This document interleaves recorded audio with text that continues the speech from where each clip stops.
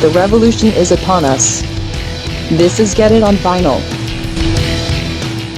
So, okay, now I'm ready to go. Okay.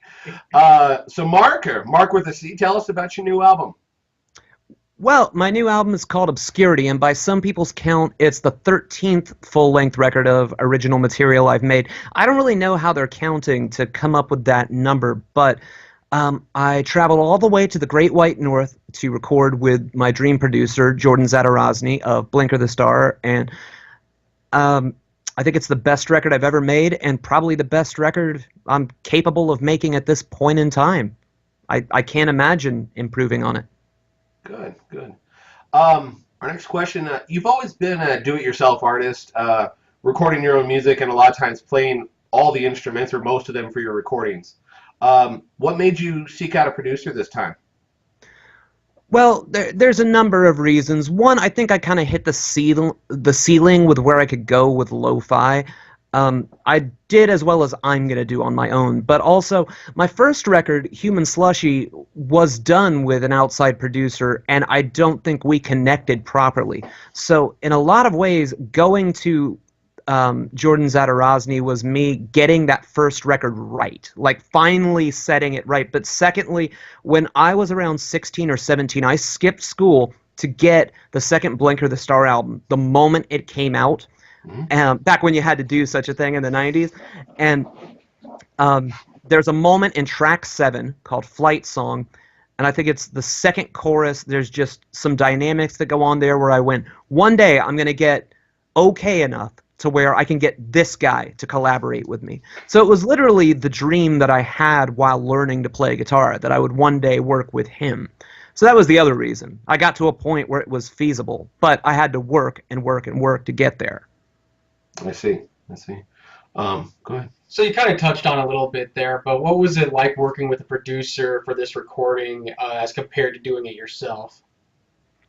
It felt a lot like DIY in the beginning because I would do demos at home all by myself. So I had recorded that album twice over, all by myself, differing ways. And Jordan, we would electronically talk about what maybe needs to change, faster, slower, take out this piece, that note's really sour.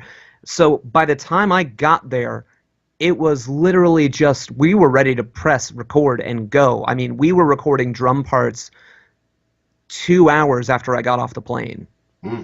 So we already knew what we wanted, and now it was just a matter of capturing it. So it's good to have somebody with a work ethic like Jordan. It matches mine, and a lot of people don't want to do as much work as I want to do musically. I believe in no bullshit. If you showed up, do your fucking job. And that is not terribly common in the music world. You'd be surprised, but I'm lucky that the band that plays with me, the Marc with a C trio, they happen to have that same mindset. And Jordan is just when he's ready to rock, that's it. Nothing. The apocalypse could come and we wouldn't notice because we'd have headphones on. Sure. Actually, I want to insert a question here. What would you say the biggest, other than working with the producer, what is the biggest difference between this and your last full-length Unicorns Get More Bacon? There's not a lot of difference songwriting-wise. It's actually, for those who are playing the home game, you can begin Unicorns Get More Bacon, and then when it ends, play the EP that came afterwards called Half Serious, Half Kidding, and then you can play Obscurity, and they kind of equal one big trilogy. There's a lot of things that connect there. But besides the production, I would say I was more willing to let it all hang out and put Marc into the songs rather than Marc with a C into the songs. Marc with a C is kind of a character in some ways. This is a lot more of a Marc Sardorius record as it goes on. As it progresses, it becomes not personal, but truer. I see. All right. More true, which is the grammatically correct one. That's what I meant to say. Go ahead. All right. Been an advocate. Yeah. All right, so you've always been a big advocate for vinyl releases. Is the vinyl mastering different from the digital release in any way? Absolutely. We had Kramer do it, who He's mastered stuff for Lowe and Ween and Daniel Johnston and a ton of indie groups. So he knows how to master properly so you can compete with the quote-unquote big dogs, but maybe with things that weren't your average 2-track masters. You know, he can work with that. And what he makes is he usually gets a jagged stone that he's got to polish. And instead, he doesn't polish that jagged stone. He encases it in lucite so that you could just always see all those jagged edges. But it's perfect and looks like it was meant to be that way. But vinyl commands different mastering, period, than CD. It won't allow you to smush the dynamics the same way. And you have to center certain bass frequencies so that the needle doesn't jump out of the groove. And this time, Kramer was the gentleman who took care of all that. But it's absolutely a different dynamic. The LP isn't as smushed. Mm-hmm. Very well. Tell us, we talked about the recording itself, but from what I was reading, did you go through some health problems during the recording process? Yeah, well, I've always had throat ailments, and they started really presenting around 2012, and it's really just kind of degenerative muscle problems. It's not the vocal cords, it's the muscles around them that don't really want to do their job. And it was about 4 days into recording in Canada, and I got hit with the worst, most wicked cold. And it was right as we were about to start doing the vocals. So like the one part of you that you can't have half-assed at that moment in time, it attacked me. So I had to just power through it and get through almost all those vocals in a day and a half. Mm-hmm. And then I was just, I did the rest of my parts just practically laying down like next to comatose. But I can say that Canada has, bless them, cold medicine that really rivals Americans. Like they'll put codeine in anything. And so the flu can be fun if you get it in Canada. Working with Jordan, was that something you've always been in contact with him, being a fan of his music or his work? Or was it kind of a out of the blue, hey, I want you to produce my record, or kind of both? It was both. He put out, after a long hiatus, he put out a record called We Draw Lines around 2012, and I was hosting a podcast for the Nerdy Show Network, and I reached out to Jordan and said, hey, would you like to, one, is this really you? Because that was back when you couldn't be certain that you'd stumbled on the real Facebook page. Yeah.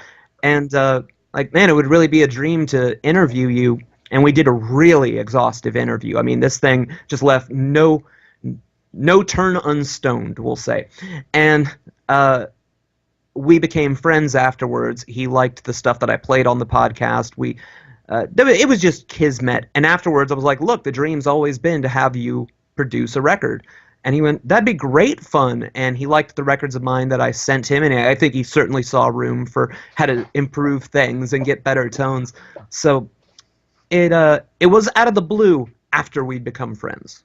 I see. For him. Sure. Moving on just a little bit, on average, you've created about one new release every year of your 18-year career. Yeah. That's a big catalog.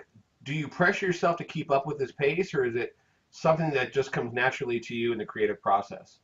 It's no pressure at all. I think there was pressure early on.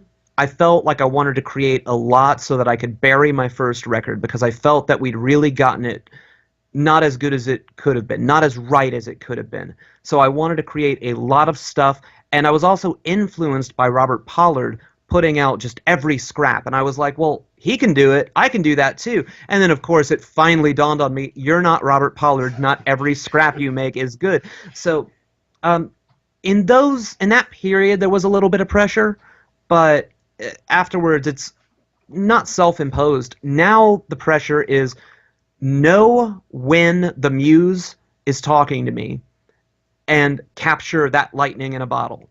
It doesn't matter who's going to like it, because the right people will like it. And it doesn't matter if it's good, because maybe it'll be good, but you'll never know until you write it and give yourself an example of it, a demo of it. That's all I pressure myself for. Let an idea come and do something with it.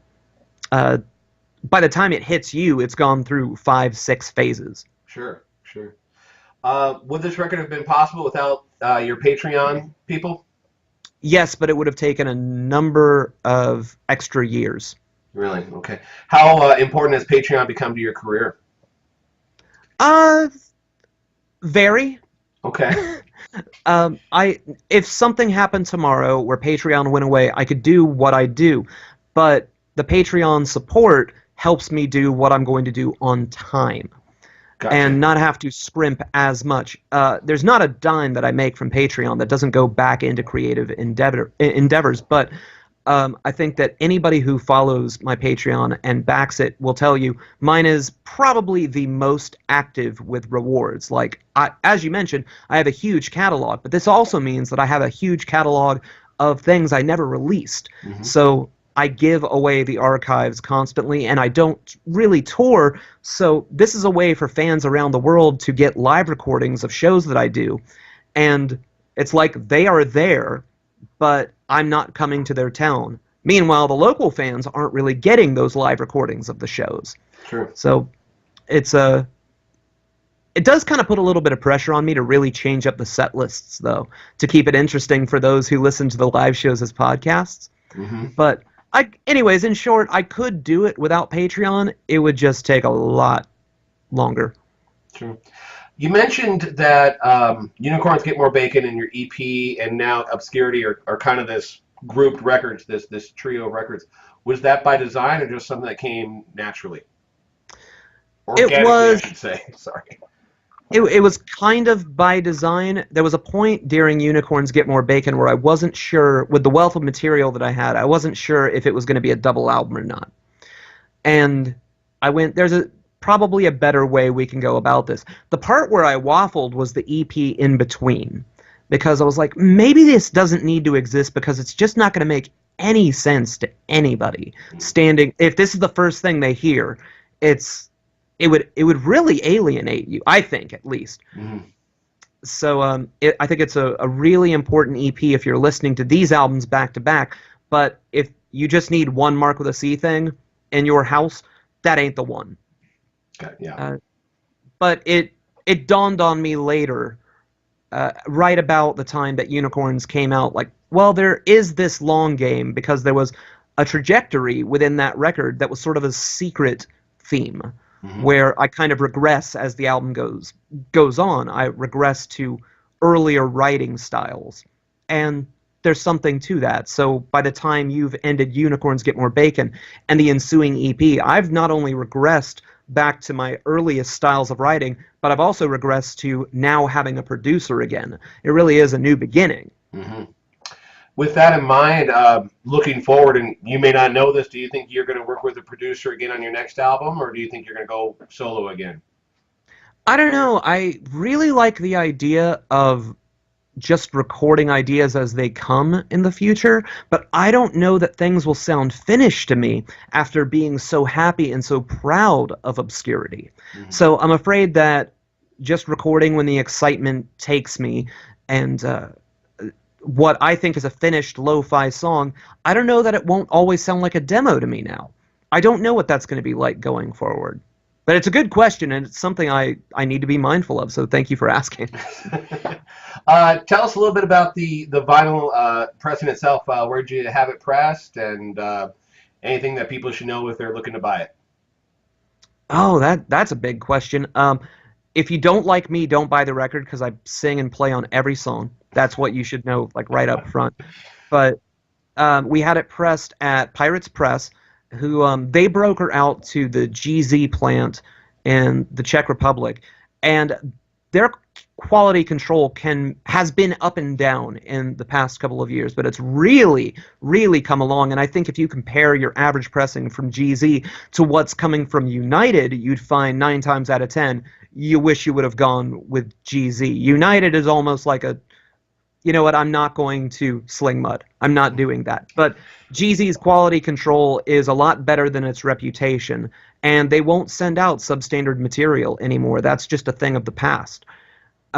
Pirates Press sort of brokers your project. I think they're in San Francisco, and they sort of broker your project to the right plant for what you want to get done. So if you want a certain color combination, they will find the place that will do that for you. If you want a certain card stock for your sleeve. They find that for you. And that's really valuable to me. I see. You had going back just a little bit in the catalog, your shock treatment interpretations, if you don't mind us touching on that. No, it's fine. Ask whatever you'd like. Okay, was that your fastest? I mean, it's sold out now. It's done and no hope of a repress, right? Licensing prohibits it. I see. Just out of curiosity, was that a mountain to climb, getting that kind of licensing to release that? It was a mountain I'd tried to climb before, and it seemed unscalable. When they contacted me to have my songs used on the Blu-ray, importantly, they called me. Yeah. Then it wasn't. I see. So I was able to kind of make a tie-in so I could profit from this as well, if that makes sense. So it was just a little bit easier to get it done right there in that window. I see. And you said fastest. You mean, was it the quickest thing that sold out? Yes. Yeah, because the Rocky Horror fan base is worldwide, and a lot of them, while they did hear those MP3s years ago when I wasn't even hosting them in the first place, I think they were at my website for a little while. Then we got concerned about licensing, took them down, and then RockyMusic.org started hosting them, and then it just spread through the Rocky community. To them, I was just a guy who did shock treatment songs. Mm-hmm. So that was the audience that wanted this, plus a few Marc with a C fans that knew of this obscure little thing I'd done. So yeah, it was hitting two audiences at once, and one of them just doesn't really care about the rest of my career. What's your immediate plans for, are you playing a lot of shows in support of the new album? Yeah, but, I haven't really talked about this publicly. I am doing a whopping tour date. Oh. In March. I'm going to go to Minnesota. I was there last year, and it was a lot of fun. I'm going to go back. But importantly, I would like to really frame how do I put this? I'd like the tour to be just as obscure. I'd like to go to your house. And when I mean your house, I mean if you're watching this and we're in sort of the press cycle for Obscurity, I would like to talk to you about going to your house to play for you and your friends and how we can make that happen.